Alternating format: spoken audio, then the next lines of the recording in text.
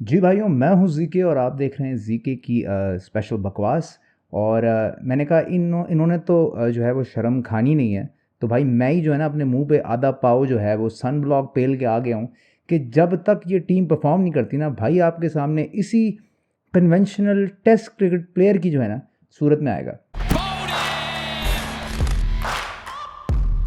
कि अब मैं क्या कहूँ यार, मैं आपसे यही कह सकता हूँ कि ये कहना मेरी मजबूरी है भाई, सब्सक्राइब करना बहुत ज़रूरी है।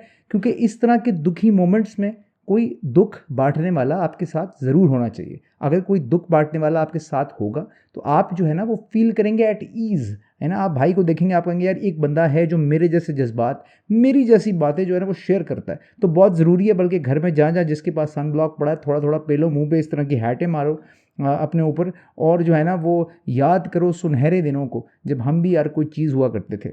तो जी विदाउट वेस्टिंग एनी टाइम आज के एपिसोड को आगे बढ़ाएंगे। सबसे पहले इशू की तरफ हम आ जाते हैं। माशाल्लाह अब आपको पता है, ये तो मुझे बताने की ज़रूरत नहीं है कि तीसरा T20 इंटरनेशनल भी जो है वो न्यूजीलैंड के हाथों हार गए हैं। और यार पिछले ज़मानों में हमने टेस्ट टूर्स किए हैं और बड़ा फेटा लगा है टेस्टों में, बड़ी हमारी जो है वो हजामत हुई है। मगर उसके बाद T20 में मुझे याद है यार, सैफ़ी भाई के टाइम पे भी हमने टूर किया था। मुझे याद है कि T20 टाइम्स में एटलीस्ट हम शाइन कर जाते थे और किसी ना किसी किस्म का कमबैक जो है वो हम दे देते थे। मगर अब तो यार ऑस्ट्रेलियन टेस्ट सीरीज़ के बाद बिल्कुल ऐसा ऐसा एहसासात हो रहे हैं कि जी T20 में भी जो है, हाय अल्लाह मेरी देखो सांसें सांसें फूल गई हैं।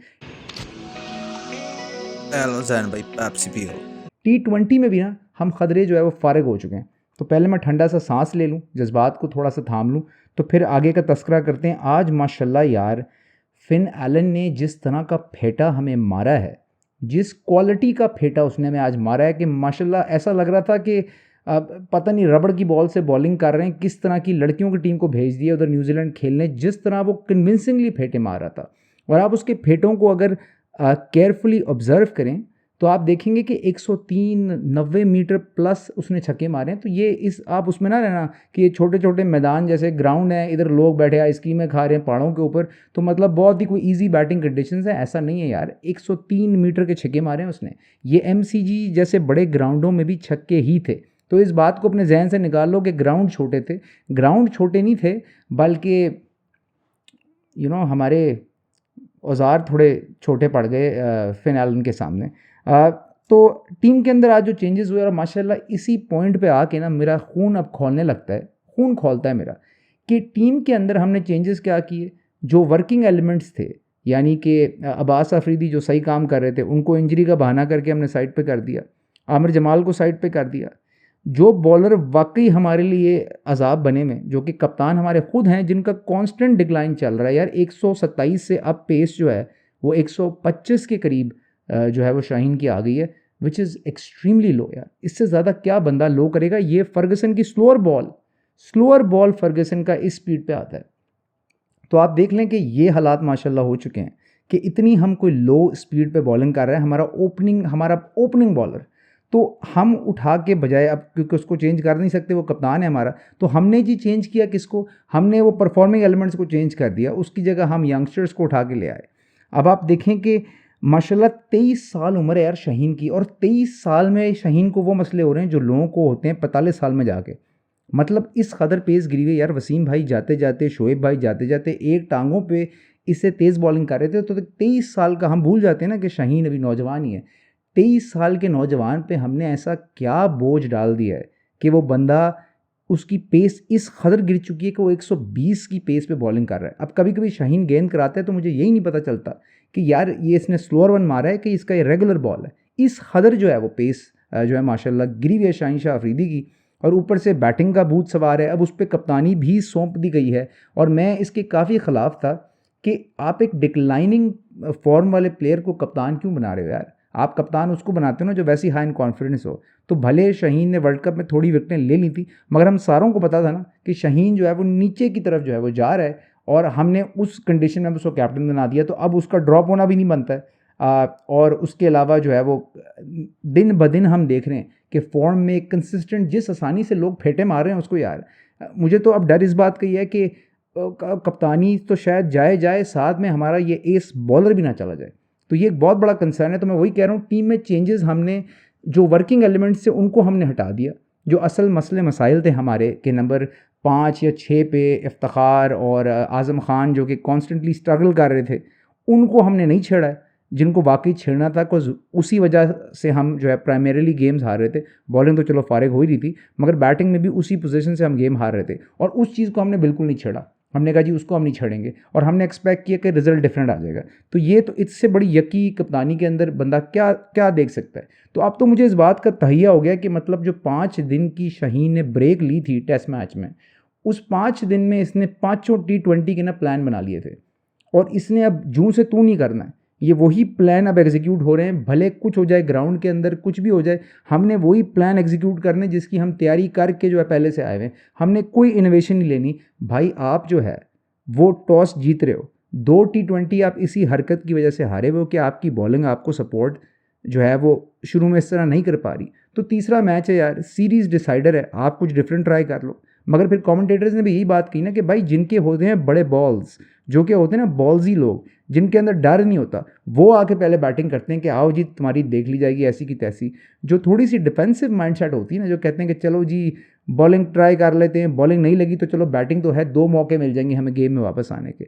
तो उसी माइंडसेट से हम तीसरे मैच में उतरे और जब कुछ हमने बदला नहीं है तो हम क्यों एक्सपेक्ट करते हैं भाई रिजल्ट बदल जाएगा। तो वही हमारे साथ माशाल्लाह जो है वो हो गया।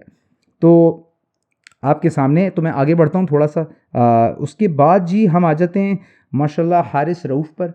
और हारिस रऊफ़ तो मेरे ख़्याल से हमारे मुल्क के नंबर 1 उन लोगों में से हैं जिनको फेटा खाने का जो है ना बहुत ज़्यादा शौक़ है। अगर ये बॉलर ना होते तो मेरे ख़्याल से यकीनन ये चिंदी चोरियाँ कर रहे होते और उसके बाद पकड़े भी जाते और लोगों से फेटा भी खा रहे होते, क्योंकि इनको चोरी का शौक़ नहीं था, इनको शौक़ था फेटे का। पहला ओवर इस बंदे ने इज़्ज़त से कराया है 2 रन दे के, मगर रास नहीं आई इसको इज़्ज़त। इसने कहा नहीं मैंने बैक टू बेसिक्स जाना है। उसके अगले 2 ओवरों में इस बंदे ने मेरे ख़्याल से कोई 50 के करीब रन खा लिए हैं और पागलों की तरह स्मैकड़ा खाया है। यार मैं मानता हूँ आपके पास पेस है, मगर यार उधर से लॉकी फर्गसन के पास भी पेस है, उनके एडम मिल्न भी पेस के साथ गेंद करता है। ये सारे 140 प्लस बॉलर्स हैं, मगर उसके बावजूद यार हम इनको बाउंसरें करते भी देखते हैं, हम इनको लाइन लेंथ बॉल करते भी देखते हैं। हम तो नहीं देखते ये बिस्त हो के फेटा खाई जा रहे हैं। ये एक नया हमें एक्सक्यूज़ मिल गया कि बंदे के पास पेस है जी तो उसको फेटा खाना अलाउड है, मारो इसको पेस है। यार ये भाई पेस तो अच्छी बात है ना। मैंने आपने कभी ज़िंदगी में सुना है कोई बंदा जिसके पास इतना बड़ा कोई बंदूक हो और साथ में खंजर भी उसने रखे और हम कहें कि ओ जी नहीं ओए इसके पास बंदूक और खंजर हैं इसलिए ये बिस्त हो रहा है। ओ नहीं भाई, आपके पास इतना बड़ा वेपन है जो कि पेस है, इसके बावजूद आपको लोग इस तरह मार रहे हैं यार, तो भाई कहीं तो कोई मसला है यार। और हमने पेसर्स हर जगह देखे हैं यार, हर बाकी टीमों में पेसर्स देखें। पेस का मतलब ये तो नहीं कि आपके पास खुला लाइसेंस है, मतलब जो काम हमारे बैट्समैनों ने करना है वो हारिस रऊफ़ कर देते हैं आके इतने इतने रन खा के। और बाकी रही सही कसर जो है वो हमारे कप्तान अपने स्टूपिड डिसीजंस की वजह से जो है वो पूरी कर देते हैं। कि एक आपका बॉलर है जो कि रिनाउंड डेथ बॉलर है T20 में, कि जिसने इनिंग्स के आखिर में बॉलिंग करके ज़्यादा सक्सेस अचीव की है, हमने उसको कहा नहीं जी आ तू मिडिल ओवर्स में बॉलिंग कर, और नहीं जी आजा तू नई बॉल से बॉलिंग कर ले। और आप देख लें वो मिडिल ओवर के ही 2 ओवर थे जिसमें हारिस रऊफ़ ने 51 रन खाए, बाकी 2 ओवर में तो उन्होंने 9 खाए। तो यहाँ भी एक कप्तानी का एक बहुत मेजर फ्लॉ है कि आपने इन छोटी छोटी चीज़ों को स्टडी नहीं किया और बाहर जो बंदा बैठा है अल्लाह जाने वो क्या कर रहा है, वो आके बता क्यों नहीं रहा इनको कि भैया थोड़ा सा कुछ डिफरेंट ट्राई कर लो, हारिस को रोक लो। तो ये ब्लंडर्स ऐसे हैं कि मुझे लगता था टेस्ट में मुझे ऐसा महसूस नहीं हुआ शान मसूद की कप्तानी के अंदर, मगर अब मुझे ये महसूस हो रहा है कि बाबर से जो शिफ्ट आया है शाहीन पे, उसमें कुछ ख़ास मेरा नहीं ख्याल बदला है, बल्कि और ज़्यादा इमेच्योर हो गई हैं हरकतें अब, राइट। और थोड़ी सी इमेच्योर हरकतें ज़्यादा हो गई हैं, मतलब गलत चीज़ें तो हो ही नहीं हैं, साथ साथ उसमें कुछ बचकान चीज़ें भी आ गई हैं। कुछ लड़का है तो फिर 23 साल का ना, यंग बॉय, तो यंग बॉय मिस्टेक्स थोड़ी सी जो है वो देखने को मिल रही है। अच्छा जी, उसके अलावा आ जाते हैं मेरे फेवरेट, पूरे पाकिस्तान के सबसे ज़्यादा फेवरेट खिलाड़ी मोहम्मद नवाज़ के ऊपर। और जो है शहज़ादा सलीम, सैयदना बरकत वाले हमारे नवाज़, अल्लाह ऐसी किस्मत दुनिया के हर बंदे को दे यार कि इस मतलब मैं क्या बोलूँ, मेरी आंखों में आंसू आ जाते हैं कि माशाल्लाह इस पाए का प्लेयर किसी न किसी तरह ये वक्त आ गया हमारी क्रिकेट पे कि नवाज़ जैसा बंदा भले कुछ भी करे, वो किसी तरह अपना रास्ता जो है वो टीम के अंदर वापस फिर ढूंढ ही लेता है ना। मतलब ये हालात हो गए हमारे क्रिकेट के कि नवाज़ जैसा बंदा किसी ना किसी तरह अपना रास्ता टीम में वापस ढूंढ ही लेता है भाई। इस तरह के हालात हैं हमारे। तो आज नवाज़ साहब आए, माशाल्लाह 44 उन्होंने खाया है और अब कंपैरेटिवली तो आप यही कह सकते हैं ना यार, अब हम मिला भी तो किसको रहे हैं, आप मतलब माशाल्लाह आपके सामने एक बाग लगा हुआ है लुल्लियों का, और आप एक लुल्ली को दूसरी लुल्ली से मिला रहे हैं, तो इसमें आपको क्या मतलब, सही है आप बेहतर लुल्लियों को ढूंढ रहे हैं, बस यही हो रहा है ना। तो बेसिकली दैट्स व्हाट्स हैपनिंग। और इसी वजह से नवाज़ जैसा बंदा टीम में वापस अपने आप को हर थोड़ी देर बाद जो है ना वो पाता है, क्योंकि और कोई बेटर ऑप्शन ही नहीं है। मगर हमारा बेटर ऑप्शन ये है जो 44 रन खा रहा है, मतलब दूसरे एंड से सोदी और सैटनर जो हैं वो अपने 8 ओवरों में 50 रन के करीब दे रहे हैं, और पहले गेम में मार खाने के बाद वो अपने आप को रीएडजस्ट कर रहे हैं। मगर हम अभी भी वहीं फंसे हुए हैं जी, कि हमारा जो स्पिनर है वो रन खा रहा है, फास्ट बॉलर हमारा रन खा रहा है, और एट द सेम टाइम जी हम कर रहे हैं पहले बॉलिंग, और उसके बाद जी हम खा के 200-250 करके अपनी बैट्समैनों को दे देते हैं कि ला भाई जाओ भाई, अब तुम्हारा काम है, ताकि तुम पे सारे जो है ना पहाड़ जो है वो गिर जाएं। तो ये मेरी समझ से बाहर है ये कप्तानी। और अब जब सारा जो है वो सीरीज़ ख़त्म हो चुकी है, सारे मसले जो है वो गटर में चले गए, तो अब हमने जी डिसाइड किया है कि अब नेक्स्ट गेम में मैं आपको गारंटी देता हूँ कि अगर हम टॉस जीते तो हम पहले बैटिंग करेंगे। तो ये दीज आर प्रॉब्लम्स, कि मतलब हम इंतज़ार करते हैं कि जी पहले हम बज़िद होकर स्टूपिड हरकतें कर लें, फिर जब जो है ना वो पानी सर से गुजर चुका होगा तो उसके बाद तो हमने करना ही वो ऑब्वियस है ना, जो पूरी दुनिया कह रही है। फिन एलन की हमने बात कर ली यार, 16 छक्के, 137 रन मारे इस बंदे ने, 16 छक्के यार। आप बताओ पूरी मतलब एंड में तो यही हो रहा था ना, हम न्यूजीलैंड को तो भूल ही गए थे, हम कह रहे थे भाई पाकिस्तान वर्सेस फिन एलन हो रहा है, फिन एलन को हरा दो यार। एक वक्त ऐसा भी आ गया था कि फिन एलन ने भी जीत जाना था पाकिस्तान से। 16 छक्के यार उस बंदे ने मारे, 16 छक्के, आप सोच लो। और आप हमारी इनिंग्स उठा के देख लो। तो दैट्स द बिग डिफरेंस, कि हम जिन बिग हिटर्स को बिग हिटर कह के ला भी रहे हैं, जो मज़े हम ग्राउंड में छोड़ रहे हैं आज़म खान की सूरत में, उस बंदे से ये ग्राउंड भी क्लियर नहीं हो रहा यार।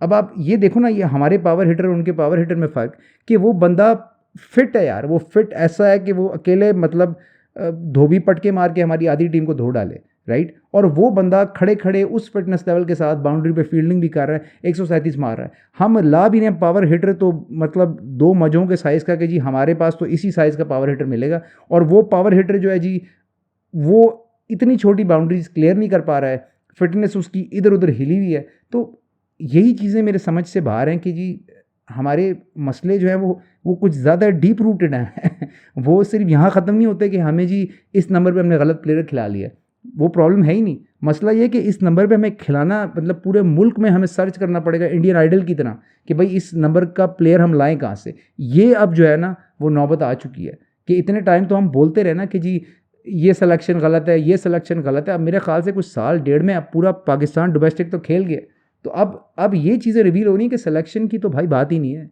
बात ये है कि बंदा ही नहीं है साढ़े कोल, भाई बंदा ही नहीं है। आज के सबसे वैसे बेस्ट जो बॉलर है वो थे मोहम्मद वसीम जूनियर, और वसीम जूनियर का नाम मैं ले लेके जो है वो पिल चुका हूँ, थक चुका हूँ। मैं कितनी दफ़ा आपको बता चुका हूँ कि यार ये बंदे को हम कैरी कर रहे हैं टीम के साथ, गेम हम इसे नहीं खिलाते।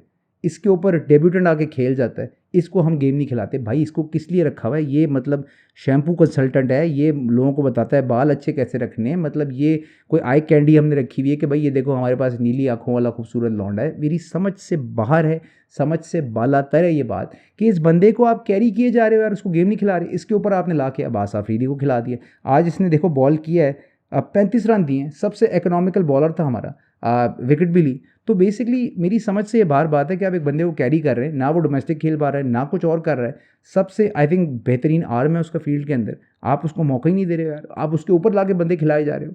तो ये कुछ थिंक टैंक को सोचने वाली चीज़ें कि हमारी क्या पर्सपेक्टिव क्या है, कि हम नए बंदे को टीम में ला रहे हैं, उसको साथ सिर्फ बिठाई रखना है हमने। कुछ लड़के हैं जिनको हम कैरी करते हैं, उनकी जब बारियां आती हैं तो वो खेलते ही इंजर्ड हो जाते हैं। जैसे अबरार, इतनी बड़ी इन्वेस्टमेंट थी हमारी, तो हम उसको कैरी किए जा रहे थे, पता चल रहा है कि जी वो खेलने लायक ही नहीं है। तो ये इतने सारे जो एडमिनिस्ट्रेटिव मसले सारे खुल के हमारे सामने आ रहे हैं यार, ये बहुत ही अलार्मिंग चीज़ें हैं। बिकॉज़ मतलब क्रिकेट तो अब एक तरफ होगी ना, ये बाकी कार्टूनियाँ जो शुरू हो गई हैं इधर उधर, ये सारी चीज़ें बहुत ही अलार्मिंग और कंसर्निंग है कि ये क्या ड्रामेबाजियाँ चल रही हैं जी। अब सिंगल हैंडेडली ज़का अशरफ साहब जब वर्ल्ड कप के दौरान आए थे तो उनके ये क्लेम्स थे कि भाई बाबर के अंडर जो है वो एक पूरा ग्रुप बन गया है और टीम जो है वो गेमें कर रही है और ये कर रही है। चलो जी हमने उस कहानी को साइड पे कर दिया, फारिग कर दिया। अब जी क्या हुआ है, वो हमारे परफॉर्मेंस में वो जो डिक्लाइन आ रहा था वो 20 गुना एक्सपर्टाइड हो गया जी, 20 गुना तेज़ी से अब हम डिक्लाइन कर रहे हैं, राइट। तो ये चीज़ें एड्रेस होने वाली चीज़ें, इन पे गुफ्तगू करने वाली बात है, क्योंकि अब बात ना क्रिकेट से परे निकल गई है। अब तो हम दूसरी तरफ ही आ गए हैं कि प्लेयर टूट फूट रहे हैं हमारे, हमें प्लेयर्स मिल नहीं रहे, जो मिल रहे हैं वो जंगालूद हो गए हैं, जो हमारे सुपरस्टार्स थे वो कुछ 23-23 साल की उम्रों में बुसीदा मतलब म्यूज़ियम में रखने लायक हो गए। तो ये सारी चीज़ें हैं जिन पे अब बहुत ही बड़े क्वेश्चन मार्क्स जो है ना वो आना शुरू हो गए।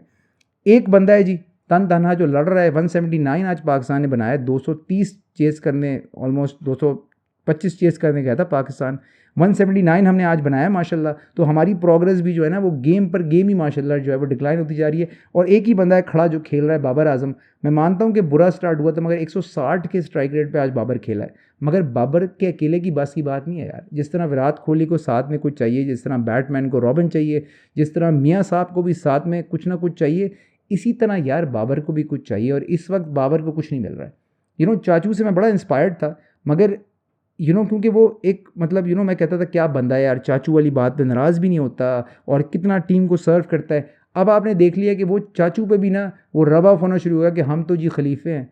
कल वो फ़ैन को लड़ गए हैं, परफॉर्मेंस उनकी गिरी चली जा रही है सीरीज़ में, और वो दिख रहा है यार फील्ड में, he is not interested, right. Bowling के अब उनके पता नहीं क्या मसले मसाइल चल रहे हैं कप्तान के साथ, he is not bowling. Batting में भी व्हेन ही इज़ कमिंग, वो पहले ही होता था बंदा थोड़ी कोशिश ही कर लेता था, अब तो आधी दुनिया को पता है कि इसने मिड विकेट मारना है, वो सारे तैयार खड़े होते हैं। आज माशाल्लाह चाचू जिस तरह रन आउट हुए हैं, आज फिर पता चल गया ना क्यों उनको चाचू कहा जाता था। पहले सिर्फ शक्ल थी, अब उनका जिस्म भी जो है ना वो चाचुओं वाला हो गया है। तो बेसिकली ये प्लेयर्स को इन सारी चीज़ों से यार निकलना है। आप माना भाई टीम में सेटल हो गए हो, आप टीम का एक परमानेंट हिस्सा बन चुके हो, मैं मानता हूँ ये सारी बात, मगर इसका ये मतलब नहीं है कि आपने अपनी पोजीशन को फॉर ग्रांटेड लेना है। बाबर ने अपनी पोजीशन को कितने टाइम तक फॉर ग्रांटेड लिया, राइट। एंड में क्या हुआ, लाइक नेज़ा गिरा बाबर के ऊपर। अब बाबर को ना सिर्फ उससे निकलना है, बल्कि एट द सेम टाइम ही has to still become like a leader in batting, right. और अब आहिस्ता आहिस्ता बाबर वो चीज़ें शो कर रहा है, मगर मैं वही कहने की कोशिश कर रहा हूँ ना कि फिर भी नज़ला सारा बाबर पे गिरना है। क्यों गिरना है? क्योंकि भाई बॉलिंग वाले तो लगा के चले गए 250 स्कोर, अब बैटिंग का काम है। अब बैटिंग ना करे तो अब बैटिंग को गालियाँ पड़ें कि जी वो इस बंदे ने तो अपने 50 कर दी, अपनी 50 कर दी, अगला क्या करे यार। 160 के स्ट्राइक रेट से खेल रहा है, वो क्या करे, घोड़े पर बैठ के तीर बरसाना शुरू कर दे न्यूजीलैंड की टीम पर। तो ये चीज़ें समझने वाली हैं कि फ्लॉज हमारे कलेक्टिव तो हो रहे हैं, मगर एट द सेम टाइम इस वक्त कप्तानी के फ्लॉज और ज़्यादा इन्हांस हो गए। मतलब बाबर के तो मैं कभी फेवर में नहीं था एज अ कप्तान, वो उसने फ्लॉज दिखाना शुरू कर दिए थे, मगर अब देखने को ये मिल रहा है कि यार कप्तान चेंज होने के बावजूद अगर इस तरह के फ्लॉज आ रहे हैं सामने, तो दर हकीकत ये कोई काम पीछे से हो रहा है ना यार। उस बंदे को पकड़ो जो पीछे से सारों की तारें खींच रहा है, ये है कोई बंदा पीछे जिसने पूरे पीसीबी को ना हिला डाला है। और मैं बता रहा हूँ कि अब वर्ल्ड कप से पहले, अभी जैसे हमने देखा ओडीआई वर्ल्ड कप से पहले हम ओडीआई फॉर्मेट में एक्सपोज हुए, टेस्ट अभी हम ऑस्ट्रेलिया गए, वहाँ हम स्किल बेसिस पे फुली एक्सपोज हो गए, राइट। कप्तानी वहाँ बेहतर हुई।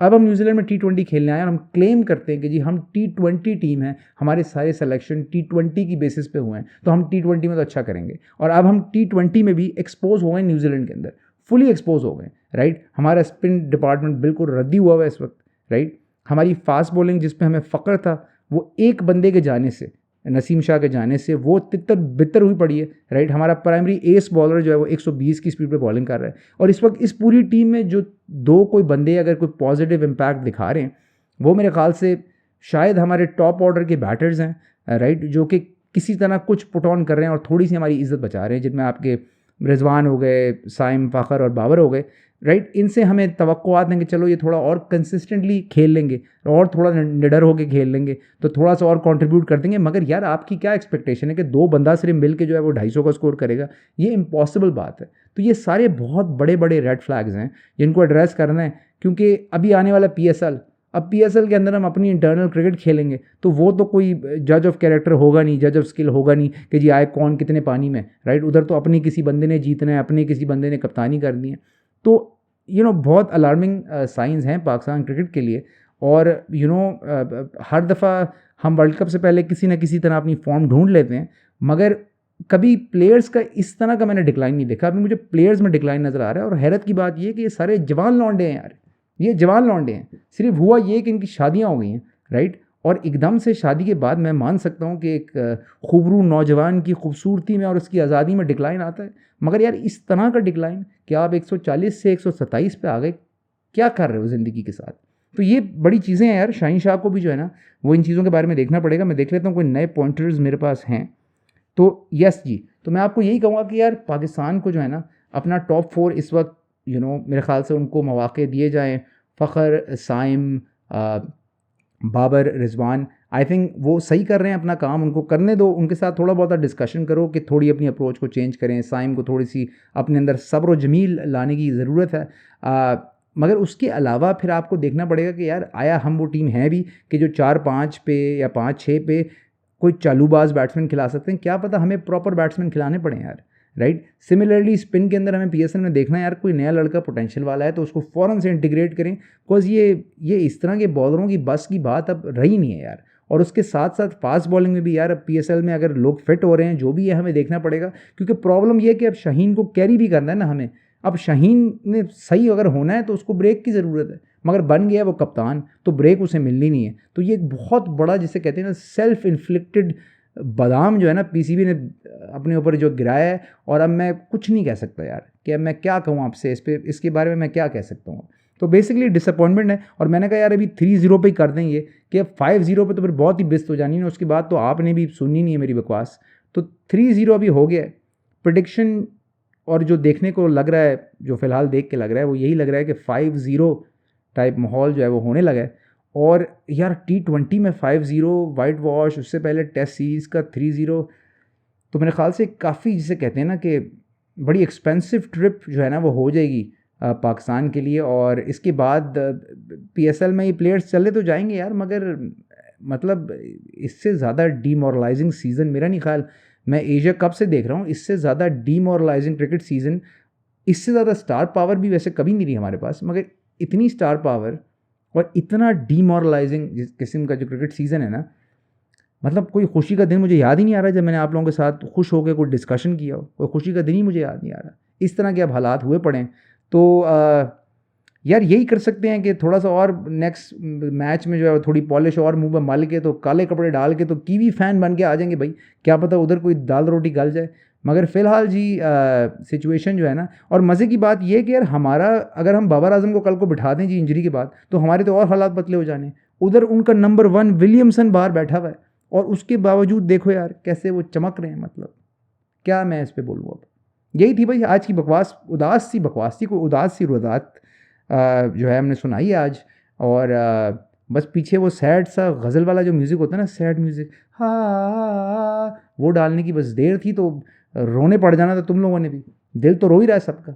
चलो भाई ये थी आज की बकवास। मिलते हैं आपसे अगली बकवास में। सब्सक्राइब आपने ज़रूर करना है और देखते हैं फिर आगे की तरफ क्या सीन बनता है। मगर फ़िलहाल जो है ना वो हालात काफ़ी काफ़ी काफ़ी ख़राब नज़र आ रहे हैं। मैं हूँ जीके और आप देख रहे थे जीके की बकवास।